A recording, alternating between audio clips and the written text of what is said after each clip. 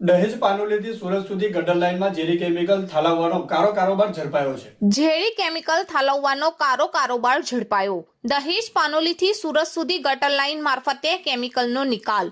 દહેજ અને પાનોલી ઇન્ડસ્ટ્રીયલ વિસ્તારમાંથી ઝેરી કેમિકલ ગેરકાયદેસર રીતે ઠાલવવાનો મોટો કારોબાર સામે આવ્યો છે। જીઆઈડીસીની ટીમે ઝડપી કાર્યવાહી કરીને 27 ટન અને 23 ટન કેમિકલ ભરેલા 2 ટેન્કરો ઝડપી લીધા છે।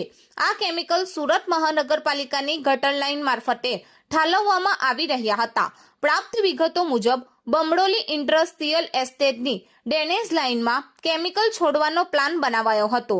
ટેન્કરો દ્વારા લાવવામાં આવતું જોખમી દ્રવ કચરો કોઈપણ પ્રકારની ટ્રીટમેન્ટ કર્યા વગર સીધો ગટરમાં ઠાલવવામાં આવતો હતો, જે પર્યાવરણ અને જન આરોગ્ય માટે ગંભીર જોખમ ઊભું કરે છે। જીપીસીબીને મળેલી ચોક્કસ બાતમીના આધારે ટીમે ચેકિંગ હાથ ધર્યું હતું। તે દરમિયાન શંકાસ્પદ રીતે ઉભેલા 2 ટેન્કરો અટકાવી તપાસ કરતા તેમાં મોટી માત્રામાં કેમિકલ હોવાનું બહાર આવ્યું હતું। પ્રાથમિક તપાસમાં આ ટેન્કરો ઓપીજે કેમ અને ઓમ ક્લોરાઇડ પ્રાઇવેટ લિમિટેડ સાથે સંકળાયેલા હોવાનું જાણવા મળ્યું છે।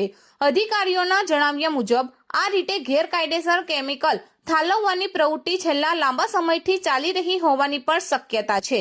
ગટર લાઇનમાં ઝેરી કેમિકલ ઠાલવાતા આસપાસના વિસ્તારોમાં દુર્ગંધ, પાણી પ્રદૂષણ અને સ્વાસ્થ્ય સંબંધિત સમસ્યાઓ ઊભી થવાની શક્યતા વ્યક્ત કરવામાં આવી છે।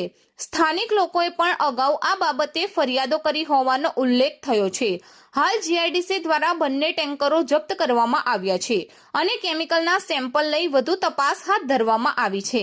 સાથે આ કામમાં સંડોવાયેલા અન્ય વ્યક્તિઓ અને કંપનીઓ સામે કડક કાર્યવાહી અંકલેશ્વર જીપીસીબી દ્વારા કરવામાં આવી છે।